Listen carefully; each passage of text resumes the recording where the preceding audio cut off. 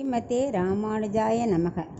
யோ நித்யம் அச்சுத பதாம்புஜ யுக்மருக்ம வியாமோகதத் ததிதராணி திருணாய மேனே அஸ்மத்குரோர் பகவதோஸ்ய தயைக சிந்தோகோ ராமானுஜஸ்ய சரணௌ சரணம் பிரபத்யே. இந்த ஸ்லோகத்தில் யோ நித்யம் அச்சுத அப்படி வருது இல்லையா? அச்சுதனோட திருவடி தாமரையை பிடிச்சுட்டு உலக விஷயங்கள் எல்லாத்தையும் துச்சமாக நினச்சி அதை விட்டுட்டோ ராமானுஜரின் திருவடியை பற்றணும், சரணம் அடைவோம். அதான் இந்த ஸ்லோகத்தோட அர்த்தம். இப்படி ராமானுஜரோட திருவடியை சரணம் அடையிறதுக்கு அந்த பெண் பிள்ளை ரொம்ப கொடுத்து வச்சுருக்கா. அது அவளோட பாக்கியம். ஏன்னா அவர் வெளியில் வந்து என்ன பிள்ளை எங்கே போகிறேன்னு கேட்கும்போது அவள் சேவிச்சுட்டு சொன்னாலே. ஸோ அது ஒரு பாக்கியம் எல்லாருக்கும் எப்பவும் கிடைக்காது. இப்போ இன்றைக்கி அதை வச்சுட்டு என்ன சொல்கிறான்னா 14வது வாக்கியம், அவன் சிறியன் என்றேனோ ஆழ்வாரை போலே. ஆழ்வார்னாலே நமக்கு எல்லாருக்கும் தெரியும் நம்மாழ்வாரை பற்றி தான். ஏன்னா கோவில்னா ஸ்ரீரங்கம், மலைனா திருமலை, அது மாதிரி ஆழ்வார்னாலே நம்மாழ்வார் தான். அவரை வந்து அவன் சிறியன்கிறார். அவன்னா என்னதுமா? எங்கும் நீக்கமர நிறைந்திருப்பவன். சொன்னாரே உயர்வர உயர்நலம் உடையவன் எவனவன், அவரோட திருவாய்மொழியில் முதல் பாசுரம் எடுத்து விட்டாரே. ஸோ எல்லாமே அவர் அவன் அவன் சொல்லுவார். அவ்வளவு எளிமையானவன் அர்த்தம். ஸ்ரீபதி நாராயணன் அகில கோட்டி பிரம்மாண்ட நாயகனை குறிக்கிறது அந்த அவன்கிற சொல். ஏன்னா அவர் வந்து அவ்வளவு எளிமையானவர்.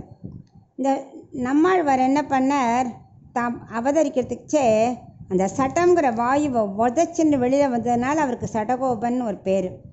ஆனால் அவர் பிறந்தது முதலே திருப்புளி மரத்தடியிலேயே இருந்துருந்தார். பேசலை, அழலை, வாயை திறக்கலை, குழந்தை அப்படியே இருந்திருந்தார். அப்படியே ஞான நிலையிலேயே இருந்திருந்தார். அப்படி 16 வயசு வரைக்கும் அவர் அங்கேயே இருந்தார். அப்படி இருக்கும்போது பெருமாள் மதுரகவி ஆழ்வார் என்ன பண்ணார், ஒரு தடவை அவர் வடதேசத்தில் இருந்துருந்தார். அப்போது அவருக்கு ஒரு ஜோதி தெரிஞ்சது. என்னடா ஜோதி இப்படி தெரியறது, எப்படி மூவ் ஆகிண்டே போகிறது, எங்கே போகிறது அப்படின்னு பார்த்து அது பின்னாடியே தொடர்ந்து வந்தால் அந்த ஒளி நேர ஆழ்வார் திருநகரிக்கு வந்துட்டு அது மறைஞ்சு போயிடுது. மதுரகவி ஆழ்வார் வந்து நம்மாழ்வாரை பார்த்தா அவரோட தேஜஸும் ஞானத்தையும் கண்ணால் பார்க்கறச்சே அவருக்கு ரொம்ப ஆச்சரியமாக இருந்தது.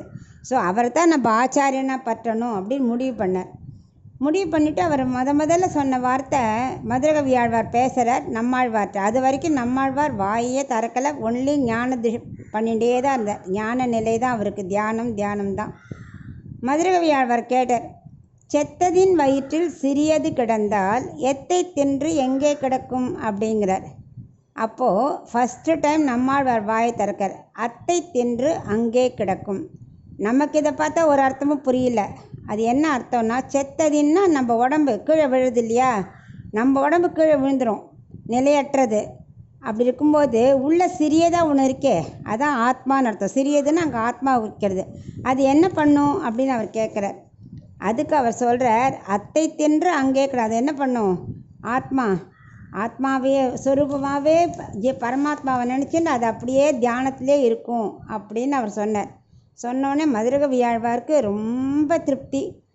நம்மாழ்வாருக்கும் மதுரகவி ஆழ்வாரை பார்த்தோன்னே இவர் சிஷ்யனாக ஏற்றுக்கணும்னு அவருக்கும் நல்ல தோணிப்பெடுத்து. 2 பேருக்கு அப்போ தான் அவர் ஃபஸ்ட்டு திருவாய்மொழியை நமக்கு அருளினார். ஃபஸ்ட்டு பாட்டு உயர்வர உயர்நலம் உடையவன் ஆரம்பித்தார் இல்லையா? அதுக்கப்புறம் அவர் சொல்கிறார் இல்லையா, அவன் சிறியன் அப்படின்னா நடத்தினா ரொம்ப எளிமையானவன். அதாவது கூட்ட குரலுக்கு ஓடி வருவர். யாரானாலும் சரி, என்ன பக்தி இருக்கணும், அவ்வளவுதான். யார் இப்போ யசோதை பாரு, அம்மா பாசத்தில் அவர் அப்படி அடிபணிஞ்சார். 10 அடியவருக்கு எளியவன் சொல்கிறார் இல்லையா நம்மாழ்வார். அந்த மாதிரி அவ்வளவு எளிமை கண்ணன். அம்மாக்காக கட்டுண்ண பண்ணிய பெருமாயன். அவர் அம்மாக்காக தன்னைத்தானே உடம்பு சுருக்கி கட்டுப்பட்டார். அதை மாதிரி கோபியர்கள் கோபமார்கள் யார் கூட்டாலும் சரி, விளையாட கூப்பிட்டாலும் சரி ஓடி வருவார். அவள் கூட்ட குரலுக்கு ஓடி வருவார்.